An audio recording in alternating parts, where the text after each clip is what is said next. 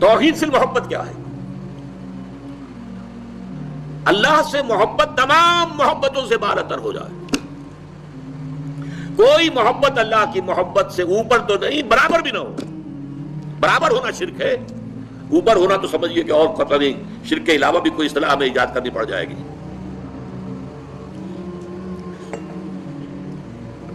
سورہ بقرہ میں فرمایا وَمِنَ النَّاسِ مَن يَتَّخِذُ مِن دُونِ اللَّهِ أَندَادًا يُحِبُّونَهُم كَحُبِّ اللَّهِ وَالَّذِينَ آمَنُوا أَشَدُّ حُبًّا لِلَّهِ. لوگوں میں سے کچھ ایسے بھی ہیں جو اللہ کے سوا کچھ ہستیوں کو محبوب بنا لیتے ہیں، اللہ کا مد مقابل بنا کر ان سے وہ محبت کرنے لگتے ہیں جو اللہ سے کرنی چاہیے تھی.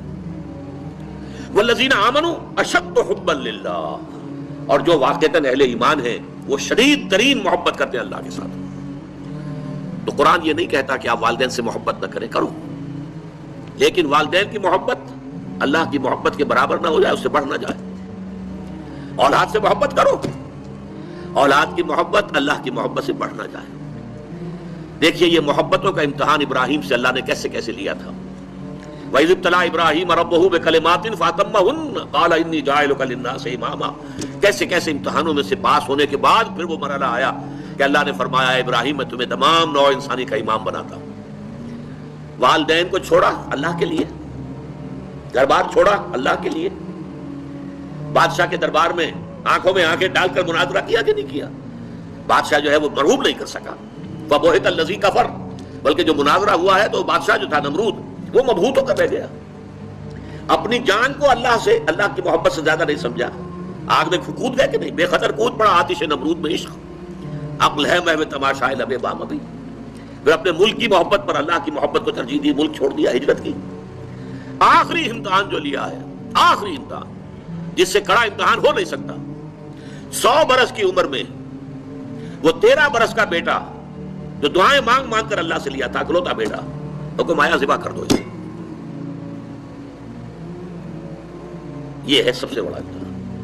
100 برس کا بوڑھا انسان اور بڑی دعائیں مانگ مانگ کر بیٹا لیا. 87 برس کی عمر میں حضرت اسماعیل کی ولادت ہوئی ہے. اب 13 برس کے ہو گئے ہیں. فلما بلغ معه السعي، جب بھاگ دوڑ کے قابل ہو گئے. 13 برس کا جوان بچہ جو ہے باپ کا دست و بازو بن جاتا ہے، بھاگ دوڑ. اس لیے آتا ہے نا کہ ابراہیم اور اسماعیل دونوں تھے جو بیت اللہ کی تعمیر کر رہے تھے. وَإِذْ يَرْفَعُ إِبْرَاهِيمُ الْقَوَاعِدَ مِنَ الْبَيْتِ وَإِسْمَاعِيلُ، اس اسماعیل کے بارے میں انی ارا فی المنام انی اذبحک فانظر ماذا تری. اے میرے بچے میں دیکھ رہا ہوں خواب میں، بار بار یہ خواب آ رہا ہے کہ میں تمہیں ذبح کر رہا ہوں.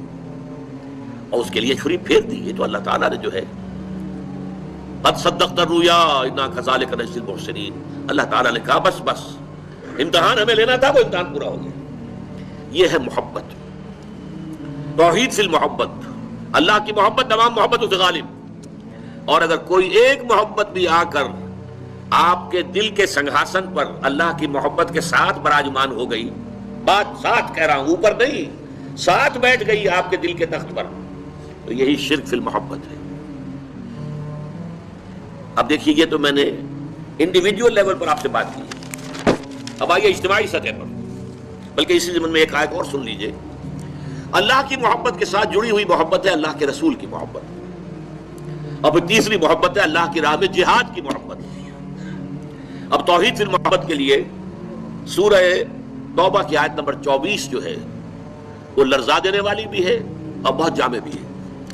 قل ان کان آباؤکم وابناؤکم واخوانکم وازواجکم وعشیرتکم واموال اقترفتموها وتجارۃ تخشون کسادها ومساکن ترضونها احب الیکم من اللہ ورسولہ وجہاد فی سبیلہ فتربصوا حتی یأتی اللہ بامرہ واللہ لا یہدی القوم الفاسقین.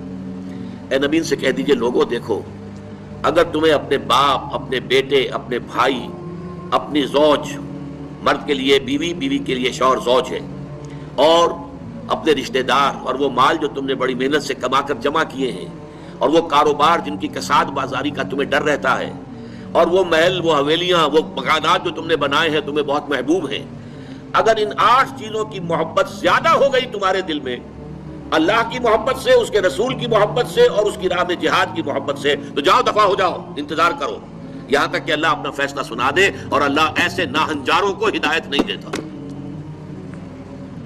8 محبتیں ایک پرڑے میں ڈال لیجئے. باپ کی محبت، بیٹے کی محبت، بھائی کی محبت، بیوی کی محبت، رشتہ داروں کی محبت. 5 مال کی 3 شکلیں، جائیداد، کاروبار اور کوئی نقد. 3 یہ شکلیں، 3 جمع 5 8. اور 3 محبتیں دوسرے پلڑے میں ڈالی، اللہ کی محبت، رسول کی محبت اور جہاد کی محبت. اب اگر یہ پلڑا بھاری ہے 8 والا تو جاؤ دفع ہو جاؤ. تمہارا اللہ سے کیا سروکار. اللہ ایسے ناہنجاروں کو ہدایت نہیں دیتا. سب سے پہلے یہ طے کر لو کہ ان 3 محبتوں کا پلڑا نیچے ہونا چاہیے، بھاری ہونا چاہیے ان 8 کے مقابلے میں. یہ ہے توحید فی المحبت اور یہ ہے شرک فی المحبت. لیکن اب اس کو لائیے ذرا اونچے سطح پر. وہ جو میں نے کہا انسانی معاشرہ، ریاست، اس ریاست کے لیے، معاشرے کے لیے بھی کوئی ایسی شے موجود ہونی چاہیے کہ جو اس میں رہنے والے یا اس میں شامل سب لوگوں کی محبوب شے بن جائے. یہ کامن محبت انہیں جوڑے گی، ان کے اندر اتحاد پیدا کرے گی. مثلا وطن کی محبت، وطن کی جے جے ہند، وطن کی عظمت کے گن گاؤ. قوم کی محبت، وطن پرستی، قوم پرستی، کوئی نظریہ پرستی. یہ بہت سی پرستشیں ہیں جن سے کہ لوگ پھر جڑے رہتے ہیں. نسل پرستی، لسان پرستی، زبان پرستی. یہ آج کل جو آپ کو کہتے ہیں کہ یہ لسانی عصبیتیں اور یہ نسلی عصبیتیں، یہ بلوچ نیشنلزم، یہ پختون نیشنلزم، یہ سرائکی نیشنلزم، یہ ایک اردو والا نیشنلزم، 5ویں قومیت نکلی تھی ہمارے ہاں. یہ سب کچھ کیا ہے؟ یہ جمعیت کے لیے، لوگوں کو جوڑنے کے لیے، شیرازہ بندی کے لیے، انہیں متحد رکھنے کے لیے کوئی نہ کوئی شے محبوب ہو جانی چاہیے. اس اعتبار سے اس دور کا سب سے بڑا شرک وطن پرستی ہے. لیکن پھر دیکھیے، میں بات آپ سے عرض کر رہا ہوں، علماء کرام اس کو نہیں پہچان پائے. اس کو پہچانا ہے تو علامہ اقبال نے پہچانا ہے. اس دور میں اور ہے، جام اور ہے، جم اور، ساقی نے بنا کی روش لطف و ستم اور، تہذیب کے آذر نے ترشوائے صنم اور، مسلم نے بھی تعمیر کیا اپنا حرم اور، ان تازہ خداؤں میں بڑا سب سے وطن ہے